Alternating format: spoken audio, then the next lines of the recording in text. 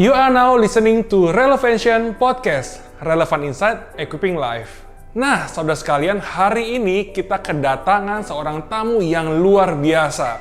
Dia dipakai Tuhan secara luar biasa dalam pelayanan sebagai hamba Tuhan, tetapi juga dipakai Tuhan dalam marketplace. Dan saya rasa saudara sekalian nggak asing lagi melihat seseorang ini. Tanpa berlama-lama lagi, this is Relevantion with Pastor Kiki Haryadi.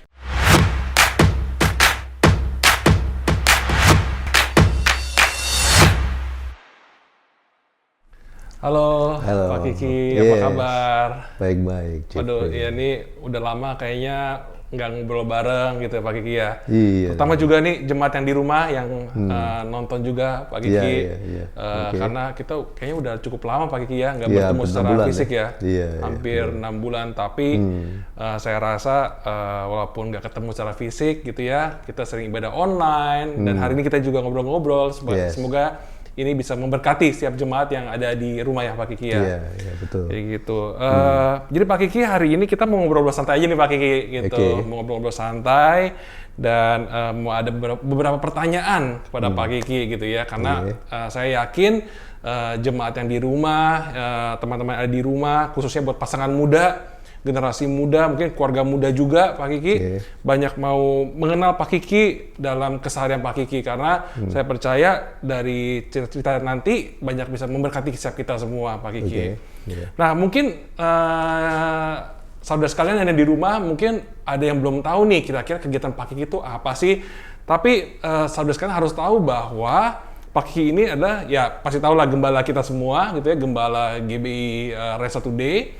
Pak Kiki juga seorang yang bekerja gitu ya, mungkin nggak full time tapi malah overtime karena harus pelayanan juga tapi harus bekerja juga di sekuler di marketplace. Tapi juga yang ketiga, Pak Kiki juga adalah seorang kepala keluarga gitu ya. So hari ini kita kan kita akan banyak ngobrol tentang excellent leadership, bagaimana leadership yang Pak Kiki sampai hari ini jalani sehari-hari seperti itu. Mungkin Pak Kiki boleh cerita sedikit Pak Kiki, dari kapan sih Pak Kiki mulai pelayanan mungkin ya, dan bagaimana kok bisa sih akhirnya dipercaya, Tuhan percaya sampai jadi seorang gembala gitu Pak Kiki? Apakah itu panggilan Pak Kiki atau mungkin nggak nyangka atau bagaimana sih Pak? Boleh cerita sedikit Pak?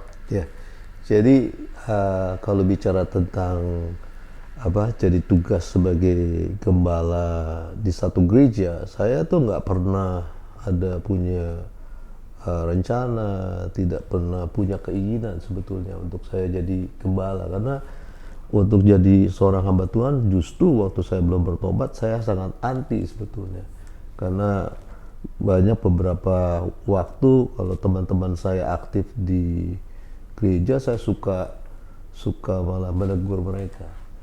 Tetapi ada suatu kejadian yang artinya yang membuat saya bertobat menerima Yesus menjadi Tuhan dan Juru Selamat tahun 90, dan saya melihat Tuhan itu baik, artinya memulihkan, menyembuhkan saya, keluarga saya, terutama Bu Mervin, anak-anak, sehingga mulai tahun 91 akhir atau 92 awal saya mulai melayani ya, sebagai aktivis, terus diaken, lalu jadi gembala cabang di Sunter yang saya Sunter Mall waktu itu, yang ditugaskan di sana sama Pak Niko dan Pak Nurdian, sampai saya tahun 2000 dipanggil artinya oleh Pak Niko untuk jadi ketua rayon di 1D. Nah semuanya itu saya sungguh nggak punya arti ambisi untuk itu sebetulnya, karena saya ini kan bekerja di sekuler as a professional. Jadi saya kerja itu kalau dibilang tuh sejak tahun 79 di SGV, lalu di grupnya Gunung Sewu, 83 saya join the group, Salim Group sampai saat ini. Ya, jadi kalau bicara tentang artinya kegiatan, there's a lot sebetulnya. Tetapi ada sesuatu yang membuat saya itu mau terjun di dalam pelayanan, karena saya mencoba untuk artinya menyenangkan hati Tuhan. Saya nggak bisa balas kebaikan Tuhan yang Tuhan sudah kerjakan buat saya dan keluarga, tentunya begitu. Tentunya soal waktu, kalau tadi Jeffrey tanya, nah ini memang kalau banyak orang tanya gimana bagi waktunya, saya sendiri sebetulnya kalau dibilang itu bingung juga ya gimana baginya. Tetapi ada sesuatu yang saya lihat luar biasanya Tuhan. Artinya gini, di dalam Matius pasal ke-6 ayat 33 dikatakan bahwa dahulukanlah kerajaan Allah dan segala kebenarannya, maka segala sesuatu akan ditambahkan. Nah, ditambahkan ini kan banyak hal. Kalau bicara waktu, 24 jam kan tidak bertambah kita dalam hidup. Ya, mau melayani, tidak melayani, tetap 24 hours. Tetapi justru di dalam keterbatasan itu, waktu yang kita miliki, waktu kita mengutamakan Tuhan, Tuhan itu bisa memberikan seperti kayak privilege, di mana saya artinya bisa meluangkan waktu untuk pekerjaan, ya. Lalu saya juga punya kesempatan untuk juga melayani, dan juga tentunya saya juga punya keluarga. Ya, sekarang ini kan udah punya cucu satu, the first son, the first grandson, and they will be the second one, ya, in December. Itu seperti itu, Jeffrey. Ya, jadi saya lihat memang kalau kita mau, maka sebetulnya Tuhan akan memampukan kita. Bahkan artinya Tuhan tuh akan, yang seperti saya katakan, memberikan privilege buat di mana saya bekerja, everybody here in the organization, dan mereka mengerti bahwa saya pelayan Tuhan, saya harus meluangkan waktu untuk melayani, dan mereka do appreciate, dan mereka to be support even the shareholder, tentunya gitu. Gitu. Berarti memang Pak Kiki nggak pernah kepikiran atau berambisi atau mungkin kebayang menjadi seorang gembala seperti itu mungkin kali Pak ya? Kepikiran? Nggak pernah ya? Nggak pernah. Tapi Tuhan sediakan, Tuhan berikan kesempatan itu berarti Pak Kiki ya, dan itu luar biasa. Nah Pak Kiki, sekarang ini kan memang banyak orang yang mungkin punya pemikiran seperti ini. Ya kalau kerja nggak bisa pelayanan karena kan bagaimana bagi waktunya gitu kan. Mungkin ya nanti jadi nggak fokus dong dan sebagainya. Tapi kami ini melihat Pak Kiki ini bisa menjalankan itu semua seperti itu ya, misalnya bisa tetap apalagi menjadi seorang gembala yang pasti kesibukannya juga banyak gitu kan, dan nggak cuma satu gereja tapi beberapa gereja, di mana organisasi di gereja pun cukup besar gitu ya. Nah kira-kira maksudnya apa sih yang bisa membuat Pak Kiki itu jadi seorang yang kuat dan akhirnya mau gitu Pak Kiki?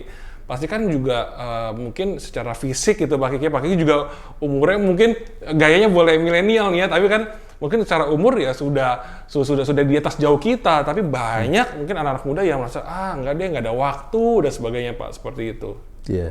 Jadi yang seperti saya katakan tadi, jadi kalau kita mau melayani Tuhan sungguh-sungguh, kita mau artinya menyenangkan hati Tuhan, artinya untuk waktu dengan apa yang kita miliki, Tuhan itu justru memberikan artinya kemampuan dan memberikan yang istilahnya sesuatu yang tadinya seakan-akan kita tidak miliki. Waktu seperti saya katakan, jamnya tidak bertambah, tapi justru Tuhan memberikan satu privilege itu. Nah, saya ingat waktu itu ada satu orang yang artinya sekarang ini sudah pensiunan dari Angkatan Laut. Bagaimana waktu itu saya coba bicara sama beliau, karena beliau ini juga punya tugas yang sangat berat. Dia harus pergi traveling keluar kota, juga kedudukannya juga tinggi. Tapi istrinya setahu saya dia aktif di WBI, ya, artinya di Persekutuan Wanita. Waktu saya pernah ngomong sama beliau, saya katakan, Pak, Bapak mesti coba melayani. Waduh Pak, saya mau Pak. Ya, tapi waktunya itu saya nggak bisa Pak. Karena saya harus traveling keluar kota, saya mesti spend 2 weeks time. Begitu banyak pekerjaan yang lain yang menuntut dia untuk dia artinya seakan-akan tidak mungkin untuk bisa melayani Tuhan. Nah, tetapi kemudian 1 tahun kemudian dia datang kepada saya, lalu beliau tuh ngomong, Pak, saya ready to serve the Lord. Wah, puji nama Tuhan, Pak. Bapak berani sekarang, ya saya masih ambil keputusan itu. Nah, waktu dia ambil keputusan seperti itu, seperti saya juga ngalami, artinya justru Tuhan itu mengubah yang seperti saya katakan. Okay. Jadi pimpinan itu bisa bilang begini sama artinya beliau bahwa nggak harus pergi keluar kota 2 minggu di sana, ya kan, nanti udah ada tim yang lain, dia cuma datang 1-2 hari nge-review atau back home ke Jakarta. Nah itu dia bilang sama saya, wah ini aneh gitu loh, ya kan. Tadinya sesuatu yang artinya nggak bisa terjadi seperti itu, tetapi waktu dia mau melangkah untuk melayani Tuhan, Tuhan justru mengatur segala sesuatunya. Nah, hal yang kedua bicara tentang umur. Ya saya ini Jeffrey, saya 63 tahun. Jeffrey umur berapa? 30. 30. Berarti 33 tahun di bawah saya sebetulnya. Iya. Nah, tetapi kenapa saya artinya bisa tetap kuat? Ya itu yang saya bilang, artinya Tuhan itu justru memberi kekuatan kepada kita waktu kita mau dipakai oleh Tuhan. Okay. Nah, coba kita lihat yang seperti Musa ya. Musa itu kan pernah berkata di dalam kitab Mazmur, umur manusia 70, kalau kuat 80 tahun. Ya betul nggak? 80 tahun. Tetapi Musa artinya dipanggil Tuhan itu umurnya 120 tahun. Kenapa begitu? Karena waktu dia umur 80 tahun justru dia diberikan tugas oleh Tuhan. Dan Musa menangkap ini sebagai tugas yang luar biasa dan dia melakukan. Sehingga Tuhan menambahkan umur yang panjang sampai 120 tahun. Tidak itu saja, tapi kalau orang umur panjang tidak sehat, tidak bisa melakukan apa-apa juga sayang. Tapi kesehatan juga Tuhan berikan sedemikian rupa. Nah, hal yang ketiga adalah yang saya lihat, ya artinya bagaimana Tuhan menolong. Saya melihat kadang-kadang saya bicara dengan artinya rekan di BOD, Board of Directors, saya suka cerita bilang begini, Pak, do you still remember waktu kita mulai perusahaan Primacom dan Sejahtera itu dimulai dari 20 people, only 20 orang, only one customer. Tapi sekarang kita ini sudah 600 people, ya, dan kita punya 300 even more customer. Dan saya bilang, kita kadang-kadang bingung juga dari mana itu, istilahnya kan, dari mana datangnya. Jadi one customer, 20 people, now 600 people. Dan perusahaan ini terus berkembang. Nah, itu yang saya lihat, seperti yang Tuhan firmankan, dahulukanlah kerajaan Allah dan segala kebenarannya, Tuhan tambah. Gitu. Nah, ini kebanyakan dari anak-anak muda ataupun orang-orang bekerja nggak berani untuk mengambil langkah ini.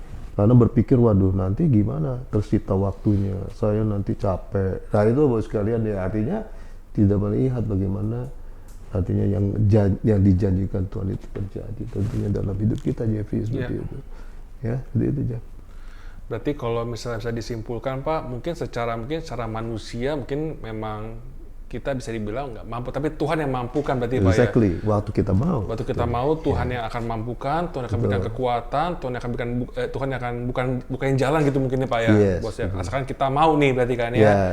Jadi saudara sekalian, yang kita pelajari adalah kita harus mau dulu dan nanti akan Tuhan akan memampukan setiap kita.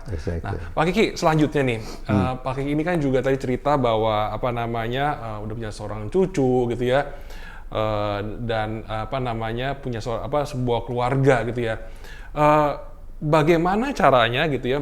Banyak orang yang gini, Pak, maksudnya banyak yang bekerja sibuk sehingga akhirnya anak-anaknya terlantar di rumah. Artinya nggak punya waktu sama keluarga gitu ya.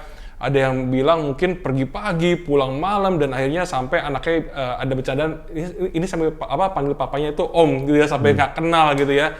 Tapi bagaimana seorang Pak Kiki, karena saya juga lihat bahwa Pak Kiki ini anak-anaknya juga dipakai Tuhan secara luar biasa, mereka melayani juga gitu ya. Apa sih nilai-nilai yang Pak Kiki tanamkan sehari-hari dengan keluarga Pak Kiki, dengan istri, dengan ibu, dengan anak-anak, dengan bahkan ada cucu sekarang seperti itu. di kesibukan Pak Kiki juga di mana tetap melayani di gereja as a pastor, gembala kita, dan juga seorang pemimpin dalam sebuah perusahaan. Bagaimana tuh Pak? Ya, jadi gini, artinya saya bersyukur pertama kali artinya punya istri Bu Mervin yang waktu dia bertobat dia sungguh-sungguh mencintai Tuhan, dan kita mulai artinya mengajarkan artinya anak-anak saya untuk tentunya mengenal Tuhan, mengasihi Tuhan sungguh-sungguh. Nah, ini faktor yang sangat penting di dalam pelayanan di dalam satu keluarga, karena tidak mungkin hanya suami melayani, istri dan anak-anak tidak melayani. Kalau kondisi demikian, itu biasanya buat yang bersangkutan akan jadi beban berat. Karena banyak tuntutan dari istri, dari anak-anak. Nah, itu sebabnya bahwa di dalam kehidupan keluarga itu suami, istri dan anak-anak juga harus bertumbuh ya di dalam Tuhan. Nah, Tante Mervin fully support di dalam pelayanan ini. Dia artinya kan kalau dilihat terlibat di dalam artinya pembinaan, doa, kadang-kadang anak-anak, sekolah minggu, dan banyak hal artinya bantuin saya. Demikian juga untuk anak-anak saya seperti David, Noni, bahkan mantu-mantu saya juga, saya artinya mengeduket mereka, artinya mengajarkan mereka untuk tidak cukup artinya jadi as a professional, tapi mereka pun harus melayani. Harus melayani itu, jadi saya artinya mendidik mereka untuk artinya untuk melayani Tuhan. Karena saya percaya yang seperti yang saya alami, melayani Tuhan itu banyak artinya hal yang positif yang kita akan dapat. Seperti kita ini menginvestasikan sesuatu for the futures. Ya, karena Tuhan itu mencatat, saya percaya Tuhan itu mempertimbangkan apa saja yang kita lakukan untuk artinya kerajaan Allah. Ya, seperti itu. Dan itu yang saya lihat bagaimana artinya kita bisa bersama-sama. Itu sebabnya bayangkan kalau kita pelayanan bersama-sama, satu keluarga, minggu kita bersama-sama. Iya, betul. Betul tidak? Ya. Lalu setelah pulang gereja pun kita bisa bersama-sama. Kita bisa lunch bareng, ya. Bisa juga kalaupun kita pergi, saya pergi dengan Bu Mervin dengan anak-anak, itu dimanapun kita berada, kita sama-sama. Ya kan? Lalu kita ibadahnya sama-sama. Jadi sesuatu yang wah, so amazing. Ya, artinya punya artinya keluarga yang artinya mau melayani Tuhan bersama-sama tentunya. Tidak hanya satu individu saja, suami atau istri. Kalau semuanya saya pikir itu saling melengkapi satu dengan lain. Jadi di dalam waktu-waktu itu saya juga bisa tetap ketemu mereka. Dan tentunya di rumah pun kita juga ada mesbah keluarga. Mesbah keluarga. Mesbah keluarga itu penting. Sejak COVID-19 ini, dulu sempat artinya mesbah keluarga, sempat artinya tanda petik agak meredup saya, tapi Tante Mervin tetap artinya tetap mesbah bersama suami istri tetap. Tapi dengan David, dengan Noni itu agak kurang karena mereka punya waktu yang beda-beda kan. Saya pulang, dia belum pulang, atau dia sudah pulang, saya belum pulang. Tapi sekarang, wah setelah malam, jadi saya lihat ada sesuatu yang indah. Artinya salah satu artinya walaupun pandemik ini membawa hal yang menyusahkan, tapi ada sesuatu yang baik di mana kita ini membangun kembali mesbah keluarga. Karena yang saya selalu katakan di dalam waktu pemberkatan nikah, family pray together, stay together. Jadi kalau keluarga bersama-sama artinya berdoa, dia akan kuat bersama. Seperti itu ya. Ya. Berarti Pak Kiki, kalau tadi Pak Kiki sempat singgung juga bahwa di masa pandemi ini berarti semestinya kita bisa melihat bahwa ada suatu hal yang baik yang kita bisa lakukan seperti itu Pak ya. Karena banyak juga saya melihat ada berbeda-beda orang nih Pak. Ada yang bisa menggunakan secara baik waktunya, tapi ada yang malah santai-santai gitu ya. Mumpung nih nggak pelayanan di gereja, nggak sedang gereja, wah kayak seperti itu. Tapi maksudnya pelajaran yang kita dapati hari ini dari Pak Kiki adalah walaupun pandemi, tapi kita tetap maksimal di dalam segala sesuatu. Contoh misalnya mesbah keluarga yang bisa bangkit kembali, dan itu menurut saya baik. Nah mungkin Pak Kiki beberapa pertanyaan lagi kita akan selesai. Karena yang nonton ini banyak pasangan muda gitu ya Pak. Mungkin ada juga yang pekerja muda, mungkin ada juga yang artinya keluarga muda gitu ya. Di masa pandemi ini boleh nggak sih Pak Kiki kasih pesan buat setiap kita semua di rumah, bagaimana kita bisa menghadapi pandemi ini, seperti itu Pak? Ya, jadi saya pesan buat anak-anak muda yang pertama ya, yang belum punya pasangan hidup. Nah ini yang penting belum punya nih. pasangan hidup. Jadi kalau seperti yang saya ceritakan tadi itu sangat artinya hubungan satu yang lain itu, suami istri itu, anak-anak sangat erat mendukung ke satu yang lain. Jadi bagi saudara-saudara yang belum punya pasangan hidup, lagi nyari pasangan hidup, ini yang mesti yang dicari adalah orang yang sungguh-sungguh mengasihi Tuhan. Sungguh-sungguh mengasihi Tuhan. Ya, yang mengasihi Tuhan sungguh-sungguh. Saya percaya kalau dapetin orang yang sungguh-sungguh mengasihi Tuhan, itu jaminan keluarganya jadi kuat. Saya selalu pesan tuh sama anak saya sebelum menikah. Pokoknya saya tidak membedakan soal suku, mau sekolahnya university S1, S2, DBBOK, tetapi yang utama adalah orang yang mengasihi Tuhan Yesus Kristus. Artinya seiman. Supaya apa? Yang seperti saya ceritakan, keluarga bisa bangun, bisa kuat, itu kalau bersama-sama.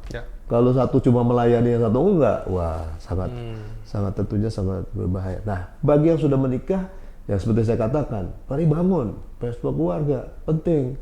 Karena firman Allah berkata, kalau ada dua orang sepakat di dunia ini meminta sesuatu, maka apapun yang diminta akan dikabulkan. Nah, itu sebabnya suami istri, anak-anak muda yang udah menikah, mari gandengan tangan sama-sama untuk menguji nyembah Tuhan, untuk sepakat, untuk pergumulan yang menindaikan. Saya percayakan nanti terheran-heran bagaimana Allah akan menjawab segala apa yang menjadi artinya pergumulan saudara. Dan hal yang selanjutnya tentang artinya pekerjaan. Mari kita mengerjakan, kalau saudara punya tugas, ya punya kesempatan, artinya bekerja, berusaha. Karena firman Tuhan mengatakan apapun pekerjaan yang artinya kita temukan, artinya punyai, itu harus kita kerjakan sungguh-sungguh. Kita harus jadi terang dan garam. Ya, jangan kita menuntut, wah saya gaji saya tinggi dulu, saya baru istilahnya kerja yang baik. Jangan. Tetapi justru kita membuktikan kita sebagai orang-orang yang mengasihi Tuhan. Apapun yang kita terima, apapun yang artinya kita sudah sepakati, itu adalah satu berkat yang Tuhan berikan pada waktu sekarang. Nah, mari kita dengan apa yang diberikan oleh perusahaan, itu kita mengerjakan dengan baik-baik, dengan sungguh-sungguh. Saya percaya Tuhan akan memberkati kita berlimpah-limpah. Nah, satu hal lagi yang saya pesan buat anak-anak muda, ingat, orang jujur, mujur. Tuhan sangat menghargai kejujuran. Ya, itu sebabnya di dalam Alkitab diajarkan bagaimana kita harus artinya jujur terhadap mamon yang tidak jujur malah. Ya begitu ya. Nah, juga kita jujur kepada harta orang lain. Karena apa? Kalau kita jujur, berkat Tuhan itu berlimpah. Memang tidak secepat orang yang korupsi. Ya, bisa jadi mendapat sesuatu. Ada masanya. Tetapi apa yang didapat dari kejujuran, itu akan bertahan lama. Dan orang akan memuliakan nama Yesus di dalam, artinya waktu mereka melihat kehidupan orang-orang percaya tapi kerja, berusaha dengan jujur. Ya, gitu aja. Oke. Wow, luar biasa banget Pak Kiki. Jadi hari ini kita anak-anak muda, generasi muda, dapat pelajaran banyak banget dari cerita Pak Kiki, kesaksian hidup Pak Kiki, di mana kalau dari saya pribadi, saya dapetin bahwa kita pasti akan dimampukan oleh Tuhan, asalkan kita mau. Seperti itu ya, kita mau dan kita mau dipakai Tuhan secara luar biasa. Dan pastinya walaupun mungkin waktu kita 24 jam, mungkin secara badan kita bisa lelah, tapi waktu Tuhan diberikan kekuatan, kita pasti bisa bagi. Dan juga mungkin setiap kita dalam masa pandemi ini kita juga bisa membagi waktu gitu ya dengan keluarga, tetap melayani di pekerjaan kita juga tetap bekerja, dan pastinya ini kesempatan kita di mana kita bisa membangun lagi mesbah doa keluarga gitu Pak ya, untuk kita bisa sama-sama keluarga ini menjadi lebih kuat lagi Pak Kiki. Dan saya percaya hari ini sangat memberkati kita semua. Thank you Pak Kiki. Thank you banget. Dan nanti kita pasti akan undang lagi nih Pak next-nextnya dengan topik-topik yang lebih menarik, mungkin tentang keuangan atau apa yang lainnya. Tadi Pak Kiki ada sebut juga tentang pasangan hidup. Nah, kita coba pengen tahu nih gitu kan, bagaimana cerita Pak Kiki sama Bung Pervin gitu kan, bagaimana perjalanannya. Karena saya juga pernah dengar bahwa di awal-awal tuh Pak Kiki menikah dengan Bung Pervin, di mana banyak tantangan, di mana sebelum terima Tuhan, tapi waktu terima Tuhan keluarga Pak Kiki diubahkan. Nah, kita nanti boleh ngobrol-ngobrol lagi Pak Kiki ya. Nextnya. Oke, mungkin itu aja Pak Kiki. Sekali lagi terima kasih Pak Kiki buat waktunya. Dan mungkin sebelum kita tutup, mungkin Pak Kiki boleh doa buat kita semua kali ya, generasi muda Pak Kiki ya. Yuk, mari kita berdoa bersama-sama. Tuhan, Engkau mempunyai rencana yang dahsyat, yang luar biasa Tuhan, buat generasi muda Tuhan, anak-anak muda generasi Jeremia Tuhan. Biar hamba-Mu berdoa Tuhan Yesus di hari-hari yang terakhir Tuhan ini. Tuhan akan pakai Tuhan anak-anak muda Tuhan, terutama yang berada di setiap cabang ranting yang ada di Raya 1D ini, menjadi alat-Mu Tuhan, menjadi satu generasi yang cinta mati-matian sama Tuhan, dan mereka boleh dipakai Tuhan Yesus untuk membawa berkat bagi banyak orang Tuhan, tidak hanya keluarga mereka, tetapi lingkungan mereka, bahkan buat bangsa Indonesia ini Tuhan. Berkati mereka Tuhan, yang sekolah, yang kuliah, dan bahkan yang bekerja Tuhan, berkati berlimpah-limpah. Di dalam pandemik 19 ini Tuhan, di dalam kondisi yang sulit, hamba-Mu percaya Tuhan akan terus memelihara mereka, terus menjagai mereka, dan mereka akan melihat karya Tuhan yang dahsyat, yang luar biasa, yang Tuhan akan nyatakan dalam kehidupan mereka. Di dalam nama Yesus kami berdoa. Haleluya. Amin. Amin. Thank you Pak Kiki. Dan sebelum kita tutup, lagi kita punya tagline sebetulnya Pak Kiki buat acara ini Pak Kiki. Jadi kalau saya bilang Relevantion Podcast, kita sama-sama bilang Relevant Insight Equipping Life. Relevant Insight Equipping Life. Equipping Life. Iya. Siapa? Relevant Insight Equipping Life. Susah banget. Susah banget ya. Itu dia menariknya. Relevant Insight Equipping Life. Oke, sama-sama kita coba Pak Kiki ya. Oke. Relevantion Podcast, Relevant Insight Equipping Life. Oke, bye. God bless you.